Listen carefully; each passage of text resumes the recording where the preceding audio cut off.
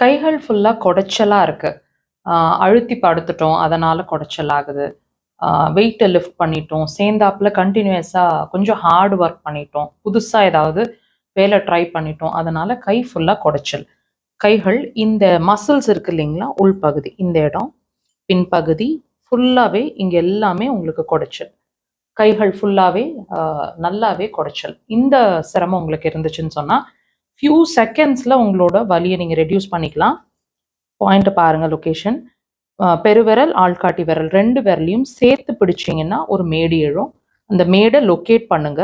Highest பாயிண்ட்டை locate பண்ணுங்க. விரல்களை ஓப்பன் பண்ணிட்டு அதுக்கப்புறம் ப்ரெஷர்ஸ் கிளாக் வைஸ் டைரக்ஷன்.